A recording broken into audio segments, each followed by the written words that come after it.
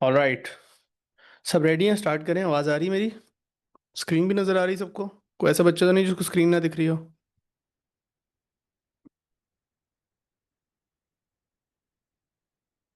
बड़े जिन्होंने बाद में ज्वाइन किया वो भी बता दें। आप लोग स्क्रीन दिख रही है ना?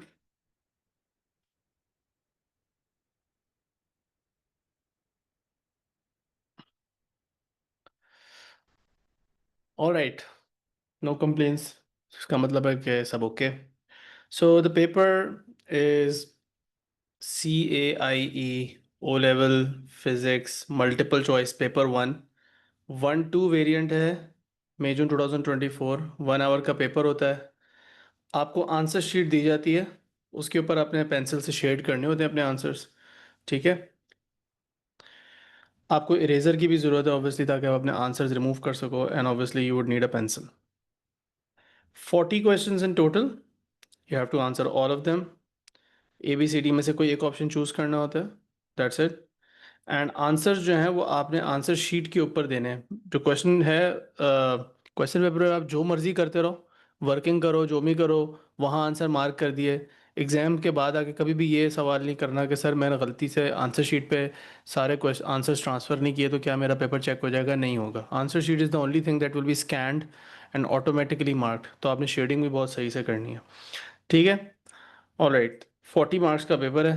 1 mark for each question. So चाहे क्वेश्चन मुश्किल हो या आसान हो, every question carries the same mark. So exam strategy यहाँ बहुत इंपॉर्टेंट है, टाइम मैनेजमेंट बहुत इंपॉर्टेंट है। Let's start with the first question. बताओ answer. What is measured using a micrometer? Pole वाला सिस्टम कर लें हम यहाँ पे। थोड़ा सा जाग जाएंगे सारे। राइट। तो आई थिंक कि हमें पोल वाला सिस्टम बना लेना चाहिए। बताओ। So you have the poll in front of you, you can answer the question. So micrometer measure area तो नहीं कर सकता। थिकनेसेस और रेडिया है और इस टाइप की चीज़ें मेजर करने के लिए यूज़ होता है डायमीटर टाइप, जो कि सब लेंथ्स है। Right. What an easy question to start with. Okay जी, करेक्ट आंसर दिया सबने। Let's keep moving forward. अगला क्वेश्चन देखो, तब तक मैं पोल बनाता हूँ।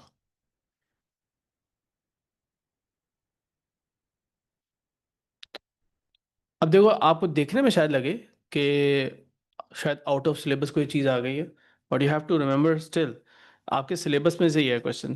Because what they have done is they might not look like it, but actually the two vectors are perpendicular to each other. So the same rules जो have आपने learn किए वही अप्लाई करने हैं आप। सो हैं एक दूसरे के परपेंडिकुलर ही। तो what would you do? Boat को दो बंदे पुल कर रहे हैं। ये बोट है कैनाल के अंदर। इसको ये बंदा यूं पुल कर रहा है, ये बंदा यूं पुल कर रहा है। दोनों फोर्सेस का डायग्राम दिखाया हुआ है। दोनों फोर्सेस एक दूसरे से परपेंडिकुलर होंगी, बिकॉज ये आपका वो है, परपेंडिकुलर हैं दोनों फोर्सेस आपस में। तो इनका रिजल्टेंट क्या होगा? अब इसमें ना एक्चुअली बहुत सारे कॉन्सेप्ट्स यूज हो रहे हैं डिफरेंट चैप्टर्स के। सबसे पहले वेक्टर्स का कॉन्सेप्ट, कि इन दोनों का रिजल्टेंट किस डायरेक्शन में होगा। इन दोनों का रिजल्टेंट किस डायरेक्शन में होगा। उसके लिए आपको चाहिए, उसके लिए आपको चाहिए जो रिजल्टेंट निकालने के लिए आपने जो मेथड यूज़ किया, आपको वो चाहिए। वो मेथड क्या है? कि आप ये वाला वेक्टर बनाएं ऐसे। ठीक है। ये वाला वेक्टर आप ऐसे बनाएं। ठीक है। एक मिनट रुकें ज़रा, मैं अपनी एक चीज़ चेक कर लूँ। ये वाला वेक्टर आप ऐसे बनाएं। ठीक है। और फिर इनको ज्वाइन करें कैसे? Head to tail. Head to tail वाला मेथड याद है? इसको यहाँ रखें, दूसरे वाले को इसके आगे रखें। इन दोनों का रिजल्टेंट क्या आएगा? इन दोनों का रिजल्टेंट क्या आ रहा है? रफली स्पीकिंग कुछ यूँ आ रहा है। ये है इन दोनों का रिजल्टेंट। ये है इन दोनों का रिजल्टेंट। अब आगे अब कॉन्सेप्ट यूज हो रहे हैं फोर्सेस के और डायनेमिक्स के, जो कॉन्सेप्ट्स आपने यूज किए हैं।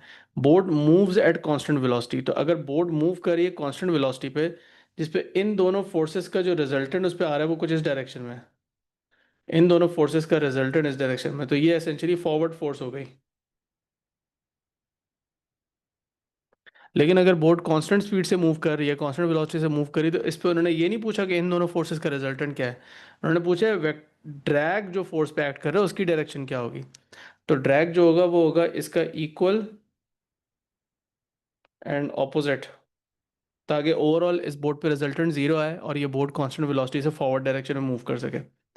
अब आ रही बात समझ। तो इवेंचुअली आपका ड्रैग फोर्स जो होगी वो कौन सी बनेगी फिर?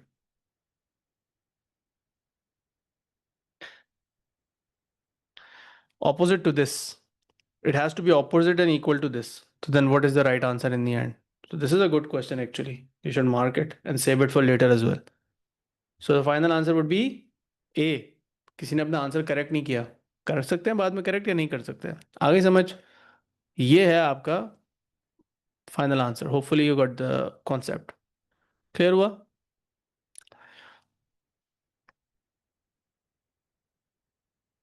राइट। चलें आगे जी। Let's move forward. एक मिनट, सॉरी। ऑलराइट, चलें। अब अगला जो क्वेश्चन है आपके सामने वो ये है, question number 3। This one is also pretty much straight forward. थोड़ी सी मैं स्पीड बढ़ाता हूँ अपनी।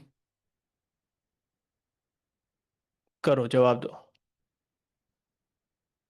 सो which graph, the graph show the speed of a car, so it's a speed time graph traveling in a straight line. How the speed changes? The largest acceleration. So you need to look at the largest or the steepest gradient. So where is the graph steepest? At A, right? ठीक है बेटा। So that's your question number 3 है। मैं आहिस्ता आहिस्ता अपनी speed increase करता जाऊंगा। ठीक है, नेक्स्ट पे जाते हैं। Now a man walks along a path from x to y. ऊपर से आपको पाथ नजर आ रहा है। The man measures the distance he walks and the time taken. Which quantity can be calculated using this data only? So he has this distance that he has walked, which means कि इस path को सीधा करके इसकी length major कर लो और time से divide कर दो। What are you going to measure out of this? Total distance over total time is only average speed, right? Acceleration यहाँ से नहीं आ सकती और वेलोसिटी यहाँ से नहीं आ सकती, बिकॉज डिस्प्लेसमेंट नहीं है। डिस्प्लेसमेंट नहीं है तो वेलोसिटी नहीं आ सकती, वेलोसिटी नहीं आ सकती तो एक्सेलरेशन भी नहीं आ सकती, बिकॉज एक्सेलरेशन वेलोसिटी का चेंज ओवर टाइम है, नॉट स्पीड का चेंज ओवर टाइम। पावर भी नहीं आएगी ऑब्वियसली। ठीक है, so that was 4। Let's move on to 5। You can see the question already, read करो तब तक मैं बोल बनाता हूँ। Right, move forward. Which property of an object determines its resistance to change from its state of rest or motion? ये तो definition लिखी हुई है, किस चीज़ की डेफिनेशन है ये? दिस थिंग, ये जो इनर्शिया की या काइंड ऑफ इनर्शिया के अलावा किस चीज़ की डेफिनेशन है?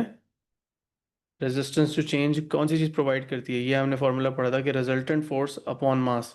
सो ये जो change in state of rest और मोशन जो उसे एक्सेलरेशन कहा जाता है और वो इनवर्सली प्रोपोर्शनल टू मास है। So it's all about mass. The heavier you are, the more resistance to change in state of motion or rest. 6 करोगे? ओ लेवल के एमसीक्यू वाले papers are much easier than A level. A level के MCQ ज़्यादा tough होते हैं। O level का hard part गुजर चुका है। MCQs you do enough practice, you will see questions repeating as well, and आपका आहिस्ता आहिस्ता कॉन्फिडेंस बढ़ता रहेगा। सो मून पे बगी यूज़ हो रही है, एस्ट्रोनॉट्स इससे बैठ के काम जाएंगे। The mass of the moon बगी, मुझे रिपीटेड क्वेश्चन लग रहा है। मास ऑफ द मून बगी on Earth is 210 kg. Now remember, mass remains the same everywhere.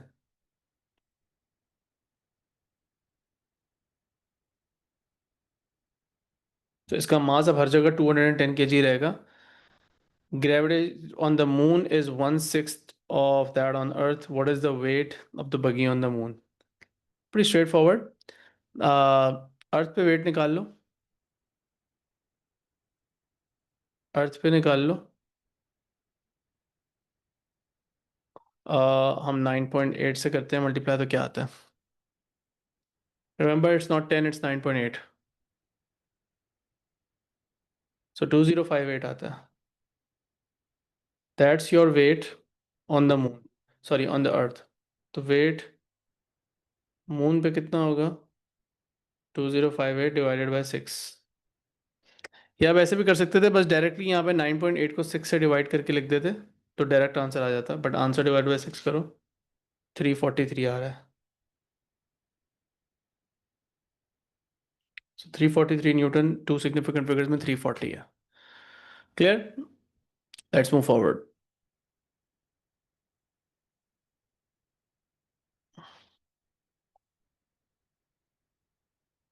Okay, car travels along a road.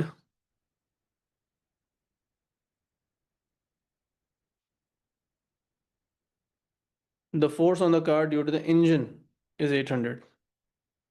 The motion of the car depends on the resistive force, obviously. Resultant force तो essentially depend करता है, right? तो अगर आप बात करें कि भाई which row shows the motion of the car for the given value of r, सही motion, अगर r की वैल्यू 500 है, अगर r की वैल्यू 500 है, तो रिजल्टेंट फोर्स फॉरवर्ड होगी, the cars should accelerate forward, right? तो ये तो गलत हो गया, ये गलत है। उसके बाद अगर r की वैल्यू 800 है, तो गाड़ी जो है उसकी एक्सेलरेशन जीरो होनी चाहिए, उसको कांस्टेंट स्पीड से मूव करना चाहिए, तो भी गलत हो गया, गलत हो गया ना? अच्छा, अगर गाड़ी r की वैल्यू 900 है, तो अब रिजल्टेंट फोर्स बैकवर्ड्स है, तो गाड़ी को क्या करना चाहिए? डिसेलरेट। ये सही लिखा हुआ है, करेक्ट। अगर गाड़ी की स्पीड 1000 है, सॉरी, आर की वैल्यू 1000 है, तो गाड़ी को अगेन डिसेलरेट करना चाहिए, because the backward force is greater, so C seems the right answer. So 7 का सी सही है। Make sense? Alright, hopefully explanations को मैं शॉर्ट रखने की कोशिश करूंगा, बहुत लंबा नहीं करूंगा। आई जस्ट वांट कि हम जल्दी से स्पीडीली जितने ईयरलीज कर सकते हैं करें, बट हम साथ साथ टॉपिकल प्रैक्टिस भी करेंगे for only the topics that are difficult actually. हम सारे, because you have like 25 topics, तो हम 25 टॉपिक्स के तो रियलिस्टिकली सारे टॉपिकल्स नहीं कर सकते। यू माइट ऑल्सो रिमेंबर कि जब मैंने शुरू में आप लोगों को तकरीबन शुरू के जो 15 चैप्टर्स हैं, एटलीस्ट शुरू के 12-15 चैप्टर्स के, तो मैं आपको चैप्टर ख़त्म करवा के P1s की प्रैक्टिस भी करवाता था साथ साथ, करेक्ट? तो अब हम जो जिन चैप्टर्स के पहले ही नहीं की थी P1 की प्रैक्टिस, अब उनकी करेंगे और साथ साथ ईयरलीज भी करते रहेंगे। Will make a schedule. अभी दोबारा से वीकेंड आ जाएगा बीच में। अभी मैं चाह रहा हूँ आप लोग सेल्फ प्रैक्टिस करो, ये 2024 के पेपर्स आप लोग खुद कर लो, और ये जो इलेक्ट्रिसिटी है, लाइट है, वेव्स हैं, स्पेस फिजिक्स है, रेडियो एक्टिविटी, इनके एमसीक्यूज़ पहले खुद प्रैक्टिस कर लो, फिर हम ऑलमोस्ट 25th में से एक दोबारा कंटिन्यूएशन लेकर आएंगे क्लासेस में। एनी हाउ, अभी उस बारे में बाद में बात करते हैं, फिलहाल आज का पेपर कंप्लीट करते हैं। 4 of the gravitational forces act between objects in solar system are listed. Force on the moon due to earth, moon पे जो फोर्स अर्थ ने लगाई, force on the earth due to sun, force on the earth due to the moon, force on the moon due to the sun. Third law pair बनाने में आपको चार चीज़ों का पता होना चाहिए। असेंशली यहाँ पे चार चीज़ों का भी मसला नहीं है, इट्स जस्ट बेसिकली कि ए बी पे फोर्स लगाएगा, बी ए पे फोर्स लगाएगा। तो अगर मून के ऊपर अर्थ फोर्स लगा रहा है, तो अर्थ के ऊपर जो मून फोर्स लगाएगा वो उसका थर्ड लॉ पेयर होगा। It's that simple. अगर सन और अर्थ के फोर्स के बीच में बात हो रही है, तो अर्थ की सन पे और सन की अर्थ पे फोर्स जो है वो पेयर है। इट्स बेसिकली दैट, ठीक है? सो अगर यहाँ पे आपके पास अर्थ है और यहाँ पे सन है और यहाँ पे मून है, so this is the moon, this is the earth and this is the sun. तो अब इन दोनों के बीच में जो फोर्स एग्जिस्ट करती है, क्या हो गया इसको?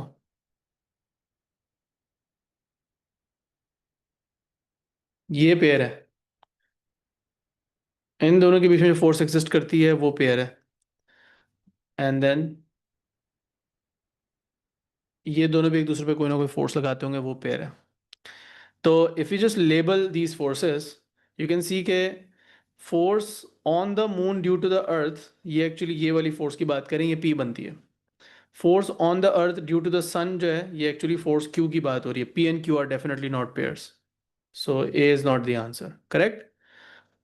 दोनों फोर्सेस इक्वल एंड ऑपोजिट होती हैं, और सन अर्थ सन पे इस तरह के सिस्टम बनता है। Force on the earth due to the moon, this is R. P and R are definitely your pairs, so B is your answer. But मैं गलत आंसर्स को भी डिस्कस करूंगा। Force on the moon due to the sun, and this is the force S. तो pair कौन से वाले हैं? ये वाले। ई जो एम पे और एम जो ई पे फोर्स लगा रहा है वो पेयर है, and they have to be obviously equal and opposite as well. So ये वो फोर्सेस हैं जो पेयर है।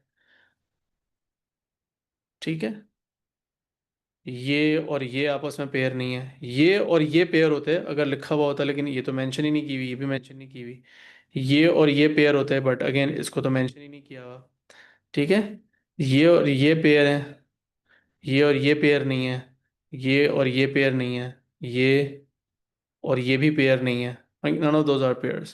सो पेयर डिस्कस हो गया, होपफुली ये क्लियर है। 9 8 का बी बन रहा है। लेट्स मूव फॉरवर्ड, थोड़ी सी स्पीड वापस बढ़ाते हैं।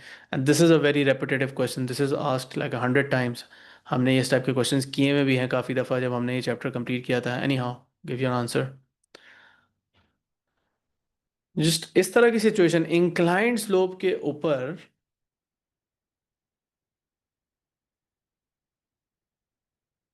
फोर्सेस को आइडेंटिफाई करना बहुत ज़्यादा इजी, बहुत रेपिटेटिव सवाल है ये। स्लोप के ऊपर एक बॉक्स है तो ऊपर या नीचे मूव कर रहा है। So remember the box is moving from x to y, which means that the box is moving upwards.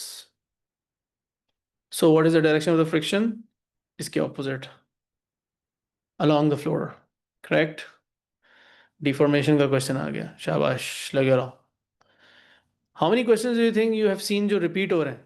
हमने टॉपिकल प्रैक्टिस जो की हुई है पहले, उसमें से रिपीट हो रहे हैं या क्वेश्चन या नहीं हो रहे? कुछ नजर आ रहा है कि रेपिट ये सवाल भी 100%। माई मेमोरी टेल्स मी कि ये रिपीट क्वेश्चन है। नंबर 10, नंबर 9 भी रिपीट था।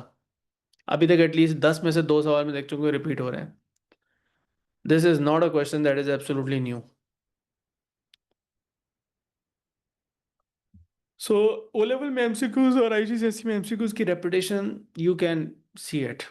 इट्स नॉट रियली के बहुत, क्योंकि जो आसान क्वेश्चन होते हैं वो आप इतने यूनिक नहीं बना सकते। Most difficult to stretch is obviously D, least extension for the largest amount of load. So extension versus load graph में हमें वैसे भी पता है कि जो ग्रेडियंट होता है वो delta X upon delta F बन जाता है, which is actually the inverse of K. So you want the smallest gradient ताकि आपको के की हाईएस्ट वैल्यू मिले। के की हाईएस्ट वैल्यू का मतलब है most difficult to stretch, right? इस तरह से आप अगर इसको कॉन्सेप्चुअली नोट्स से कंपेयर करना चाहो, you want to compare your notes this kind of question, so this is what you would find in the notes. Clear है? Okay, let's move forward. चले जी, ये आ गया satellite. Again I think repetitive question, circular motion का resultant force की direction पूछेंगे या फिर कुछ इस तरह का। Satellite shows orbits a planet in a circular path as shown. It has constant speed. There's a force on the satellite due to the planet. In which direction is the force on the satellite when it is in the position shown?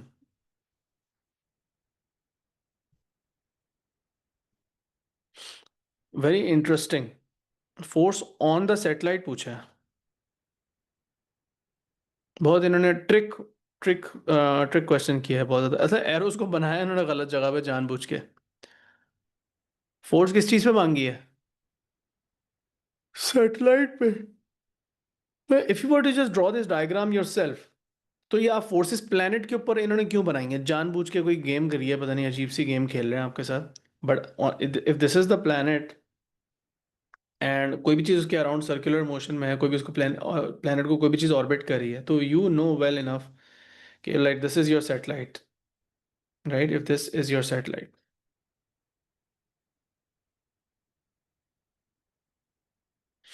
तो you know कि इस पे जो satellite पे force act कर रही है वो towards the centre of the circle and perpendicular to its velocity होती है। यानी कि ग्रेविटी की फोर्स है जो इसको इस तरह अट्रैक्ट कर रही होती है।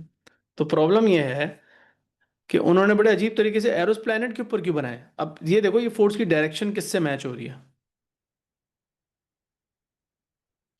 फोर्स ऑन द सैटेलाइट मांगा, ऑन द प्लैनेट नहीं मांगा। फोर्सेस बनाई उन्होंने जो है वो प्लैनेट के ऊपर है। I don't know why, but now do you understand what the correct answer is? Can you correct your answer? Is there an option to do that?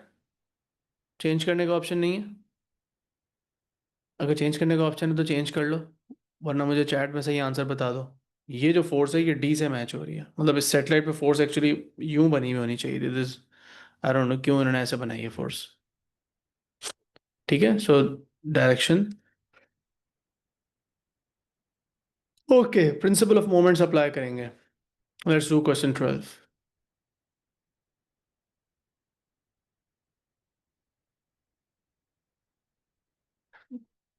A crane has a weight, counterweight, ये रहा, 2.3 metre from the tower. सो ये आपका distance हो गया, वो उसका counter wait हो गया। जो लोड है एक्चुअली वो 2300 न्यूटन का है। Horizontal jib, the centre of gravity of the jib is marked,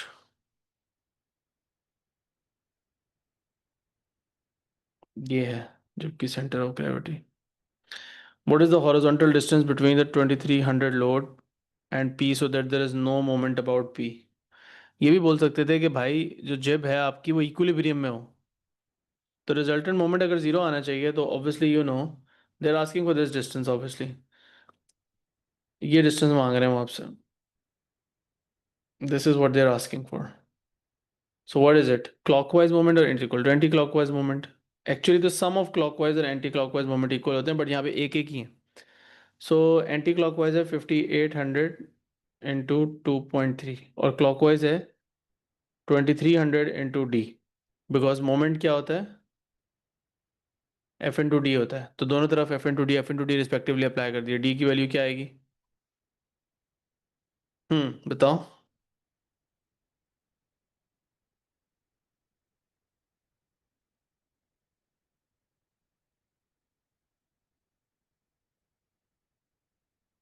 I am getting 5.8।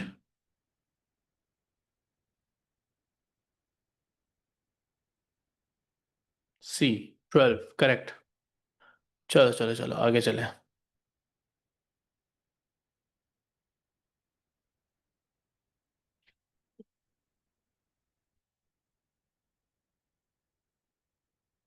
Car of mass 750 kg travels 400 meters in 25 meters per second.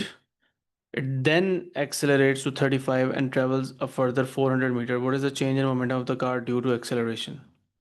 So there is like a bit of extra information in the question as well. What is the extra information which you don't need? This is the information that you do not need. You don't need the distance traveled. गाड़ी का mass चाहिए, initial speed चाहिए, final speed चाहिए। Change of momentum क्या होता है?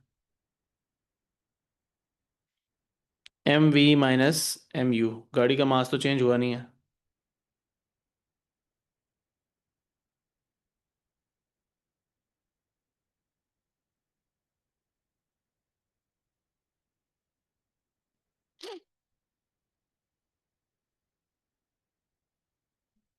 Newton second से KG metres पर सेकंड। 750 इंटू 10 राइट, तो 7500 आना चाहिए। Correct, A is the correct answer. ठीक है बच्चों, बस इनिशियल और फाइनल मोमेंटम को सब्ट्रैक्ट करना है और कुछ भी नहीं करना है यहाँ पे। डिस्टेंस वाली इंफॉर्मेशन एक्स्ट्रा दी हुई थी आपको। Okay let's do 14 now. Ball is dropped from rest top of building, air resistance को नेग्लिजिबल कर दिया। Velocity of the ball is 14 when it hits the ground, what is the height of the building? तो you will do this question with energy equations. आपको पता है कि गाड़ी, ball जो काइनेटिक एनर्जी गेन करेगी और जो बॉल पोटेंशियल एनर्जी लूज करेगी वो दोनों इक्वल होंगी। ये है एम जी एच, और ये है half M V square minus half M U square होता है। बट क्योंकि इनिशियल स्पीड जीरो है तो बस यहाँ पे हाफ एम वी स्क्वायर ही आएगा खाली।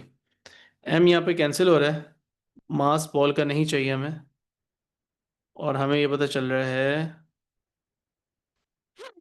कि यहाँ पे वैल्यू कितनी है, 14 का स्क्वायर, यहाँ पे आ जाएगा 9.8, हाइट अननोन है।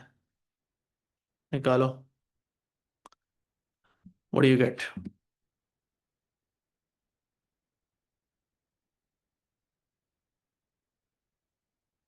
तो हमारे पास आ रहा है 10 मीटर्स बिल्डिंग की हाइट, 14 का बी करेक्ट। ठीक है बच्चों,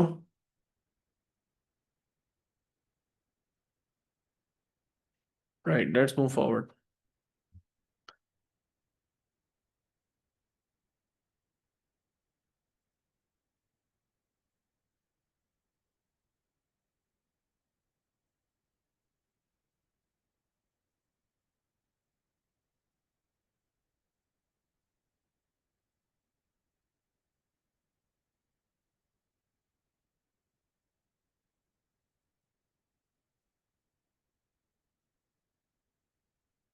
All right. Which energy source is available constantly over a 24-hour period? Not sun, not wind. So this is not this, it also changes, this also changes. This definitely is available. Right. Natural gas is constantly available. Fossil fuel essentially. 15-watt lamp is turned on for 30 minutes, wastes 7,000 joules of energy. This is not the energy that is used, that is the wasted energy. तो पहले तो आप efficiency निकालने के लिए आपको याद रखना चाहिए कि एफिशिएंसी होती है useful output over total input. पहले तो उसका इनपुट निकालेंगे। इनपुट क्या आएगा लैंप का? इनपुट एनर्जी आएगी पावर इनटू टाइम से 15 वाट मल्टीप्लाई बाय 30 इंटू 60 करना बहुत ज़रूरी है, because you know that what को सिर्फ सेकंड से ही मल्टीप्लाई किया जाता है जूल्स में एनर्जी निकालने के लिए। तो उसको जो एनर्जी मिली है वो मिली है 27,000। तो इसमें से यूजफुल एनर्जी कौन सी हुई? 27,000 माइनस 7,000, ओनली 20,000। अब एफिशिएंसी कैसे निकालेंगे? एफिशिएंसी होता है यूजफुल आउटपुट ओवर इनपुट। तो that would B 20,000 divided by 27,000। Percentage की फॉर्म में नहीं निकालना, सिर्फ रेशियो के फॉर्म में निकालना है, तो you do not need to multiply by 100। तो यू गेट 0.74, जो कि डी है 16 का। सही है बिल्कुल। देख लो एक दफ़ा, ठीक है? उसके बाद 17 करो। इसको देख लो, उसके बाद डी 17 करो। सुकून से पहले सोल्यूशन को समझ लेना।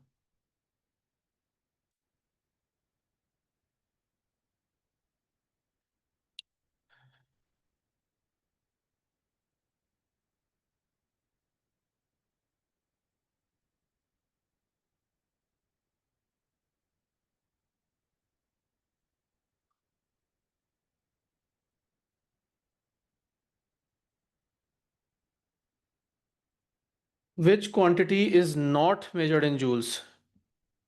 एनर्जी तो जूल्स में मेजर होती है, लेटेंट हीट भी जूल्स में मेजर होती है, पावर वॉट्स में मेजर होती है, वर्क जूल्स में मेजर होता है। अगर स्पेसिफिक लेटेंट हीट बोला होता तो वो जूल्स पर केजी हो जाती, ठीक है? वो फिर बात अलग थी। तो C is your answer. Alright. Which description of a liquid is correct? Shape fix नहीं होती, वॉल्यूम फिक्स्ड होता है। सी। ये याद करने की चीज़ें, और बहुत इजी पेपर है। अभी तक you, I don't think you have found many tough questions, have you? बहुत आसान सवाल आए हैं अभी तक। सो 18 का तो मैंने खैर पोल भी नहीं बनाया, और यहाँ से करते हैं। Let's move forward.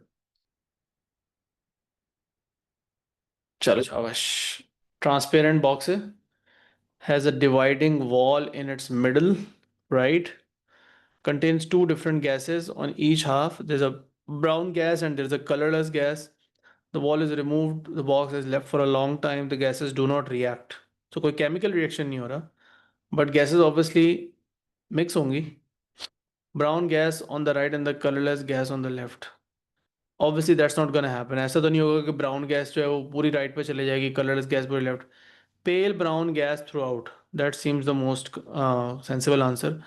Actually, chemistry में आप लोग डिफ्यूजन का कॉन्सेप्ट पढ़ते हैं, but in physics it's just about kinetic theory of matter. Kinetic theory of matter ये कहती है कि गैस के पार्टिकल्स को जब आप अलाउ करते हैं स्पेस, तो वो पूरी स्पेस में यूनिफॉर्मली एक्सपैंड हो जाते हैं, मतलब पार्टिकल्स सारी जगह ऑक्यूपाई कर लेते हैं अलग अलग। तो कलरलेस गैस लेफ्ट की तरफ भी मूव करेगी, राइट की तरफ भी पूरी स्पेस ऑक्यूपाई कर लेगी, ब्राउन गैस भी दूसरी तरफ जाएगी, ऑक्यूपाई करेगी, मिक्स हो जाएंगी। तो I think you would see a light brown color, right? Several distinct clouds of colorless, and so B seems the most sensible answer, right? अब इसको आप डिफ्यूजन कह लो या जो भी कहो, it's just about kinetic theory of gases, कि भाई गैसेस जो हैं उसके अंदर पार्टिकल्स जो हैं, if you allow space for them to occupy they will do that. पूरे कंटेनर की स्पेस को ऑक्यूपाई करते हैं, take the shape of the container वाली बात है, बट फुली ऑक्यूपाई करते हैं, लिक्विड्स की तरह नहीं होता। Okay, bottle containing cold liquid is placed on a table on a warm day.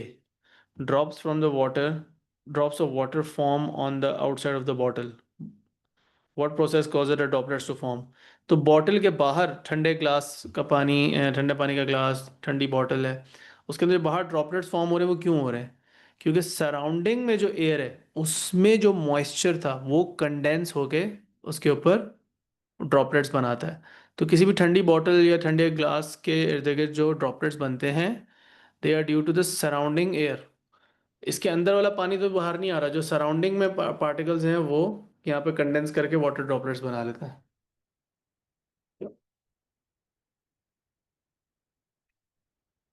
Right, let's move forward. तो ये है जी ए। क्लियर है? Alright, let's do another one. 21 पढ़ो, जवाब दो।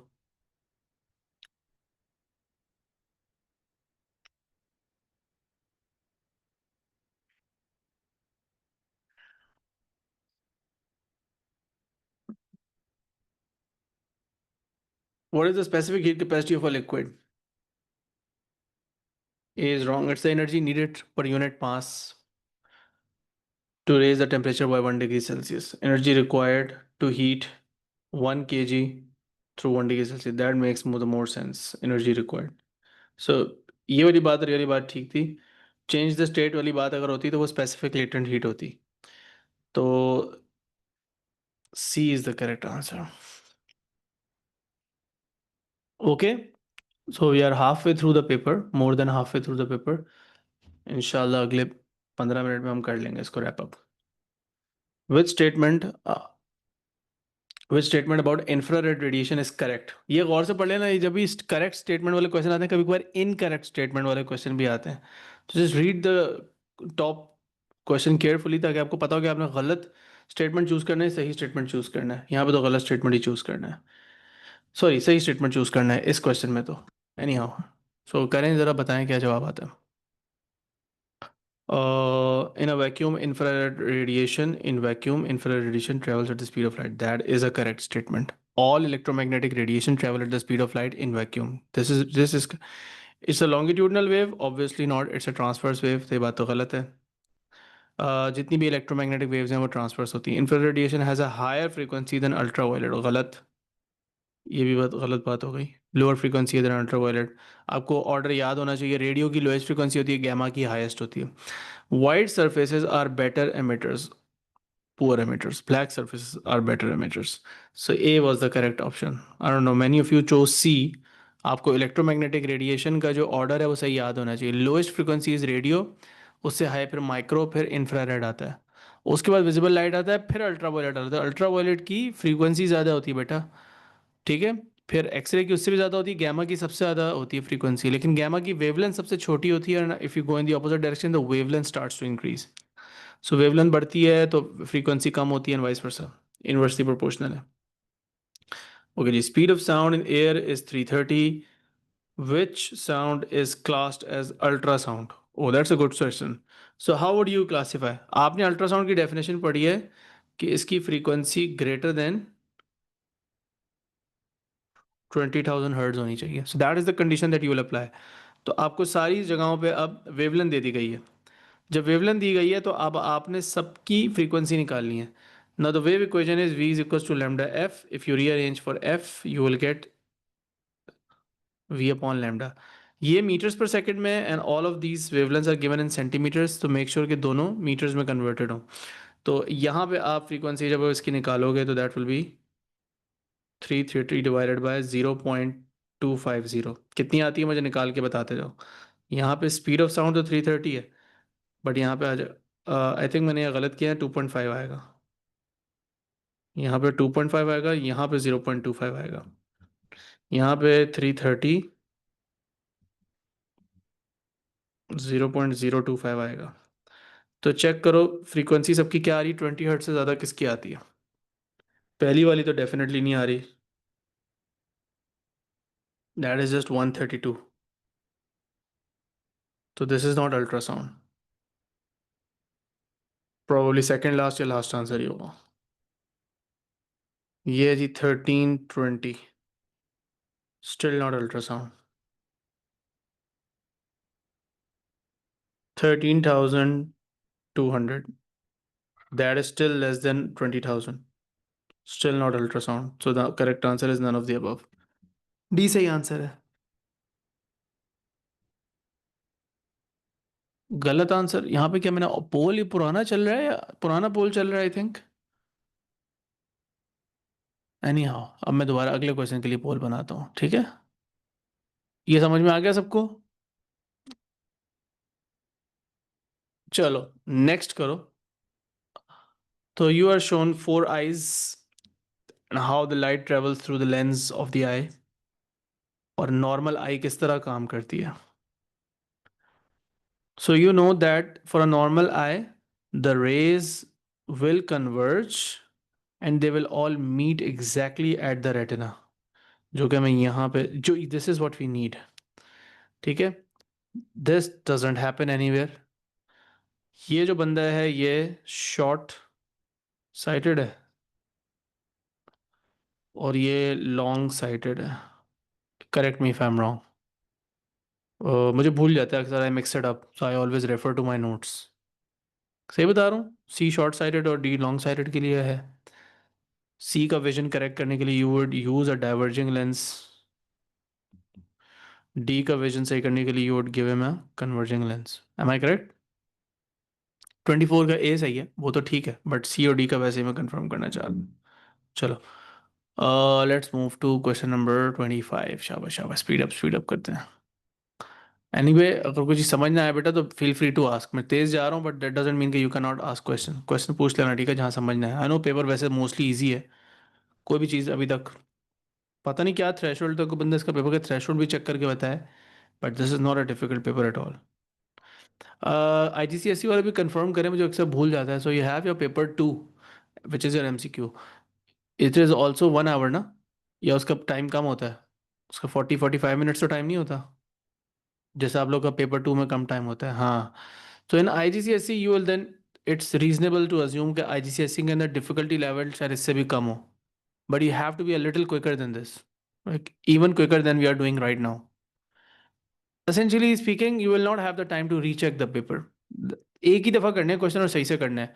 बिकॉज अगर 1 घंटा है ना तो ओ लेवल वाले स्टूडेंट्स को मैं सजेस्ट करूँगा कि हाँ do the paper in 40-45 minutes and then recheck everything. Right?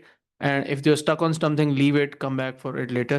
But in IJCC, it's safe to assume कि आप अगर सुकून से पेपर को करें, like you have to read the question carefully. It's not like कि भाई मैंने बहुत जल्दी जल्दी करना है और मैं 30 मिनट में पेपर कर लूँगा और फिर उसके बाद मैं रिव्यू करूँगा. I think my strategy would be to do the paper just once and just carefully and do not think about a recheck. Unless you get like 40 minutes में करने का टारगेट रखो और 5 मिनट रीचेक के लिए रखो. But not do not try to leave like 15 minutes for rechecking. It means that you're doing it too fast and then there's a chance कि you might make a mistake. ठीक है. तो ये है मेरा opinion. But if I will see enough of IGCSE papers to form an opinion. बाद में देख लेंगे उनको भी. अभी हम ओ लेवल पे फोकस करेंगे क्योंकि इसमें थोड़ा सा डिफिकल्टी लेवल चलो हायर होता है. Colour of visible light is related to the wavelength of light, obviously no. List of colors in order of increasing wavelength. So सबसे कम wavelength इंडिगो की होती है. फिर वायलेट इंडिगो ब्लू इस तरह होता है.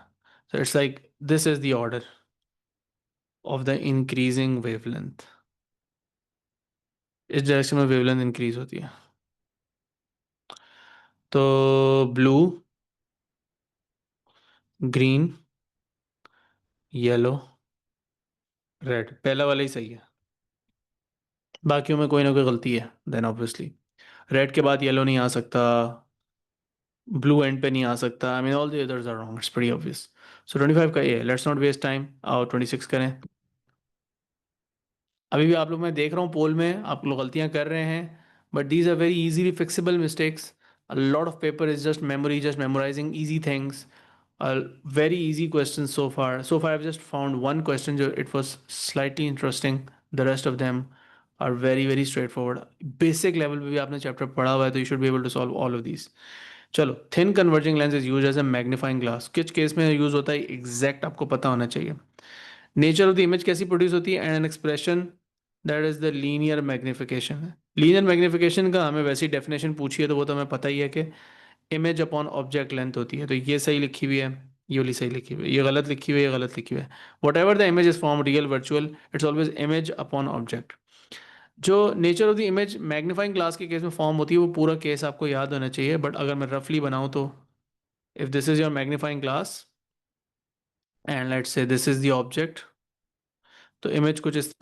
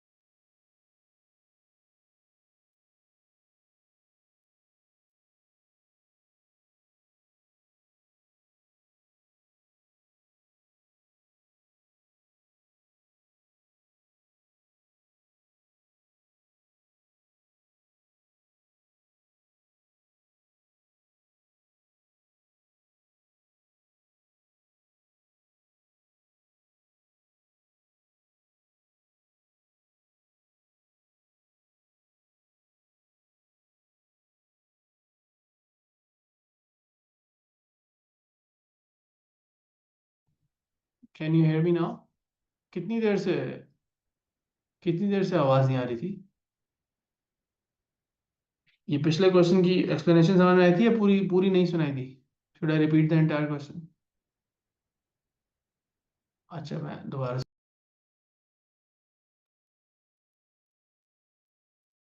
Can you guys hear me now? आ रही है बस? Okay, right. सो क्या एक्सप्लेन कर रहा था मैं कि ये मैग्नीफाइंग ग्लास का केस बना हुआ है। जो मैंने आपको केसेस बताए थे ना वो आपने याद कर लेने हैं, ठीक है? जो फिजिक्स मैटर्स की बुक से एक स्क्रीनशॉट आपको लेके दिया हुआ था। तो और आपकी आई यहाँ पे होती है, और इसका आप लोगों को डायग्राम जो है वो प्रॉब्ली याद होगा। और इन रेस को हम पीछे जाके मिलाते हैं तो यहाँ पे वर्चुअल इमेज बनती है। तो वर्चुअल इमेज होती है मैग्नीफाइंग ग्लास के केस में, रियल इमेज नहीं होती। और लीनियर मैग्निफिकेशन तो हर सिचुएशन में ऐसे ही निकालते हैं, image upon length, image upon object. तो ये दोनों सही थे, तो जो कंप्लीट रो आपका सही है वो सी है। अगर मैं कहता केसेस याद करने का बहुत फ़ायदा है। जो कैमरा में केस यूज़ होता है, जो मैग्नीफाइंग ग्लास में, जो टेलीस्कोप में, और जो फोटोकॉपियर में, वो जितने भी केसेस हैं वो एक दफ़ा देख लेना। एंड देन ऑब्वियसली उनके रे डायग्राम्स का आपको रफली पता होना चाहिए कि ऑब्जेक्ट फोकल लेंथ से ज़्यादा दूर होता है या फोकल लेंथ के करीब होता है, इमेज वर्चुअल होती है, रियल होती है, ब्ला ब्ला ब्ला। वो केसेस जब आप याद कर लेंगे तो एमसीक्यू में आपको ज़्यादा फायदा होगा। चलो, which application is not use for ultrasound? So ultrasound की एप्लीकेशन जो नहीं है, ये तो अल्ट्रासाउंड में यूज़ होती है, ये भी यूज़ होती है, ये भी यूज़ होती है। Ultrasound is not use for cleaning water. That's Sir, projector forms a real image. Yes, Fatma, you are correct. बेटा everyone can everyone see the screen? हाँ, हाशिर बेटा एक दफ़ा लीव करके ज्वाइन कर लो, ठीक है? Okay, so this is not the use and that is what you need to use, not a use. यहाँ पे क्या यूज होता है बाय द वे? वाटर को क्लीन करने के लिए, if I am not wrong, you use either UV rays और you would use gamma rays. ये दो ज़्यादातर स्टेरिलाइजेशन में यूज होती हैं। It is one of these or maybe you can use both, right? Let's move forward. चलो, 28 करो, answer दो चैट में मुझे, सॉरी पोल में। So which equation is use for P D? I mean you can use a lot of equations for P D, but V is equal to I R is correct. यहाँ पे charge होता तो सही था, तो ये वाली गलत है, ये भी सही है। अच्छा, ये वाली गलत है। Oh my God, voltage into current लिखा हुआ है, P D and voltage are the same thing भाई। तो यहाँ पे अगर आर का रेजिस्टेंस लिखा होता तो बाद में, trick question, really trick question. I thought it was V is equals to I R, so A is obviously wrong. A is wrong, work done upon charge is correct, energy upon charge भी वही बात होती है, तो ये सही है, ये आपका आंसर है। करंट अपॉन रेजिस्टेंस नहीं होता पीडी, करंट इनटू रेजिस्टेंस होता है, डिवाइड नहीं होता, मल्टीप्लाई होता है, right? So obviously D is also wrong. चलें जी, लेट्स मूव फॉरवर्ड।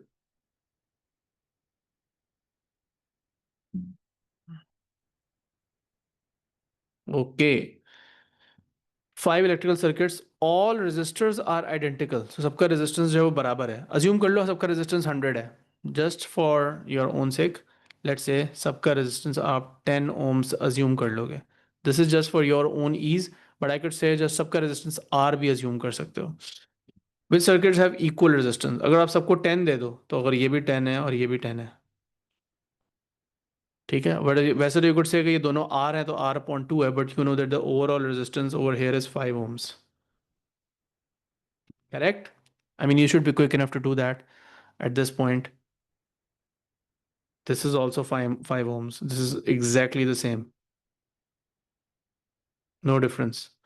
तो 1 and 2 definitely. 3 के अंदर is also the same thing. They are still connected in parallel in the same manner.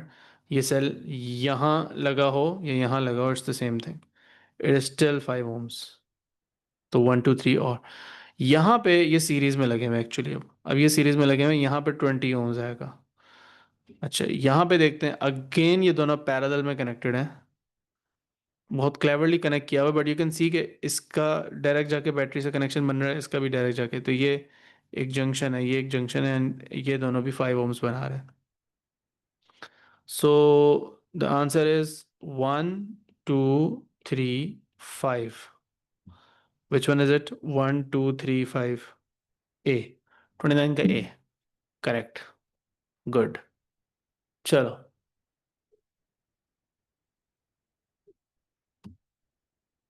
30 31 32 तीनों करो। Which electrical appliance uses the heating effect of electricity? Doesn't use, like obviously heating effect of electricity phone में आता है, your battery gets heated, your processor gets heated, but it's not the primary reason that the phone is you're using. You're not using your phone for heat. Fan का काम heat नहीं होता, hair dryer का काम होता है, lawn mower का काम नहीं होता। Hair dryer is there to produce heat, उसके अंदर हीटिंग एलिमेंट होता है ताकि जो उसमें से हवा निकले वो गर्म होकर निकले, right?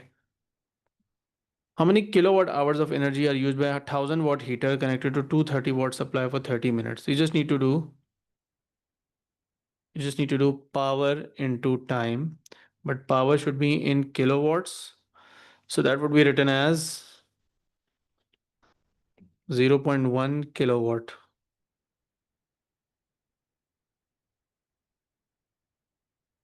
right? Multiplied by time, क्या हो जाएगा?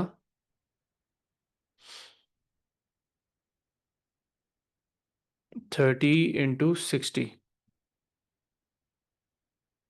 क्योंकि you need the time in, no, you need the time in hours, my bad. You need this to be 0.5. You need the time in hours. तो अब आपके पास किलोवाट आवर में जवाब आएगा। सिंपली पावर इनटू टाइम में voltage की ज़रूरत नहीं थी, not needed. So 0.1 into 0.5, what do you gate? You get 0.1 into 0.5 कितना होता है? 0.05। कहाँ लिखा हुआ है? What's wrong?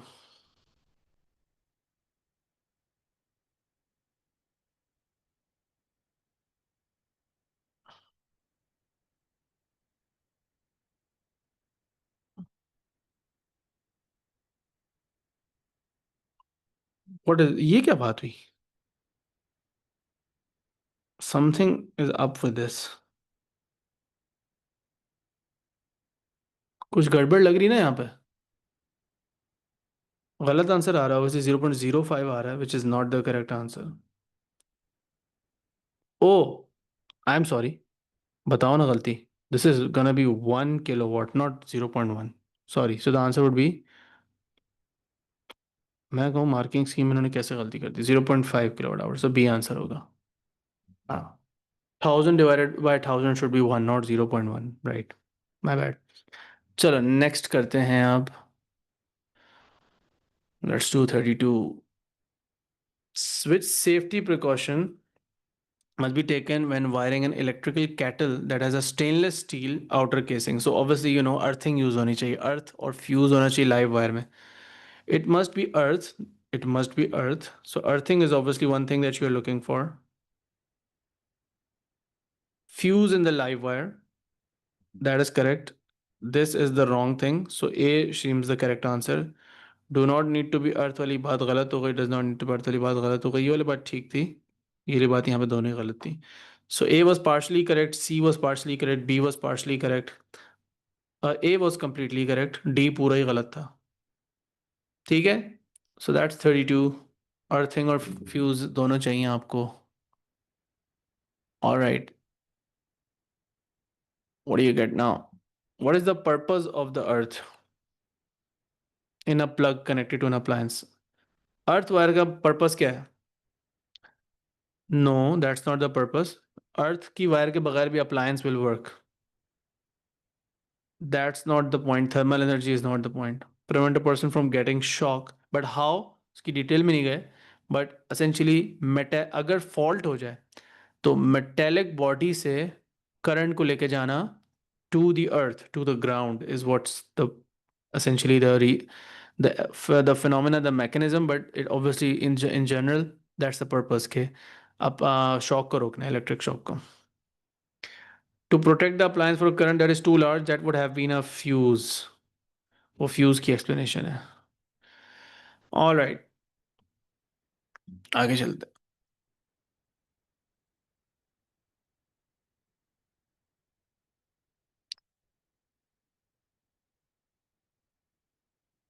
The diagram shows a wire carrying the current in a magnetic field. Current और मैग्नेटिक फील्ड आपको नजर आ रही है? The direction of the force on a wire, left hand rule use करेंगे, Fleming's left hand rule use करेंगे।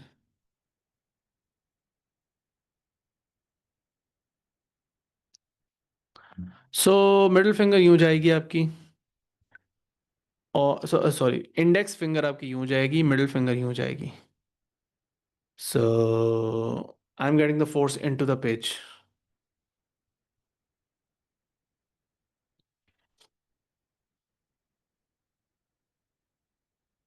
Correct. वैसे भी अप एंड डाउन आंसर हो नहीं सकता, अप भी नहीं हो सकता, डाउन भी नहीं हो सकता, because that axis is taken by the current. Left और राइट भी नहीं हो सकता, because that is taken by magnetic field. So the only option was into और आउट ऑफ, और इनमें से ये वाला नहीं था और ये वाला सही था। नैरो डाउन आप कर सकते हैं, चार ऑप्शंस और वैसे ही कैंसिल आउट कर सकते थे। फिर अगर आपको लेफ्ट हैंड रूल में यूज़ करने में कंफ्यूजन भी आ रही तो एटलीस्ट यहाँ पे 50-50 चांस ऑफ सेइंग के आंसर सही है, कौन सा है गलत, कौन सा है राइट। इनटू या आउट ऑफ में से कोई चूज करते हैं आप। Anyhow, so you are now looking at a DC motor. Which part, what is the part labeled Q? That's this part. ये जो रिंग है जिसको हाफ में इन्होंने स्प्लिट किया हुआ है, इसे स्प्लिट रिंग कम्यूटेटर कहते हैं।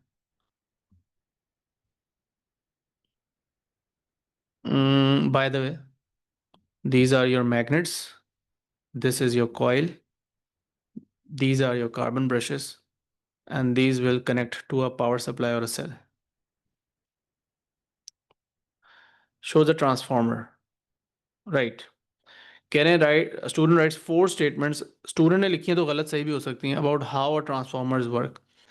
विच statement explain how the transformers work? So कोई 2 स्टेटमेंट्स हैं जो मिला के एक कंप्लीट एक्सप्लेनेशन बनेगी। An alternating current in a primary coil induces an unchanging voltage, that is गलत। तो अक्रॉस द सेकेंडरी कॉइल में भी ऑल्टरनेटिंग वोल्टेज इंड्यूस होता है, तो ये तो गलत है।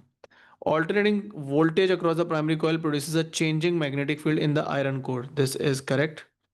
changing magnetic field in the iron core induces an alternating current in the secondary coil. This is correct. So 2 and 3. Unchanging voltage नहीं होता कहीं पे भी, ना ही मैग्नेटिक फील्ड अनचेंजिंग होती है. Input current, input voltage, output voltage, magnetic field, everything is changing like this in a sinusoidal pattern.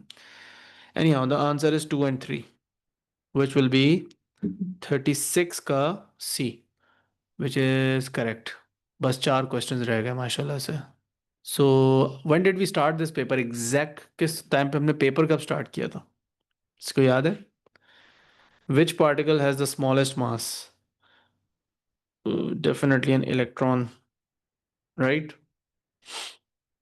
वैसे तो आप लोगों को बताया इसका मास 1 U होता है, इसका भी 1 U होता है, इसका तो ऑलमोस्ट 1/1800 U होता है, और इसका 4U होता है.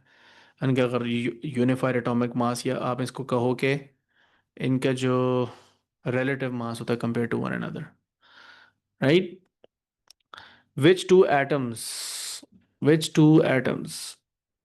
Let's finish this off. Which, एक मिनट रुको मैं दोबारा से करता हूँ.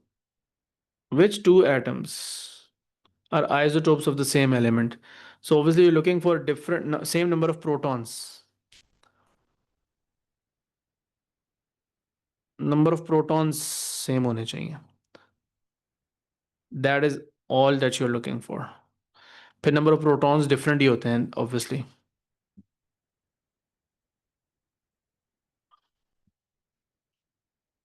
So it's 2 and 4. C answer है 38 का. Correct. Let's do just 2 more, finishing it off. Shabash. 4 types of ionizing radiations are listed: alpha, beta, particle, X-ray, gamma rays. अच्छा, अल्फा बीटा गैमा का आपको पता है, लेकिन आपको बताया था कि इलेक्ट्रोमैग्नेटिक रेडिएशन में से जो यूवी रेज और एक्स रेज होती हैं, even though they're not coming from radioactive elements, those radiations, but they're also ionizing. Any radiation that has enough energy to knock electrons from atoms is called ionizing radiations. तो UV rays और x raise भी जो हैं वो, x raise भी क्या होती हैं, आयनाइजिंग होती है, but they are not coming from radioactive isotopes. Alpha beta gamma are coming from radioactive isotopes. Which type of radiation can be emitted from an unstable nuclear for radioactive material?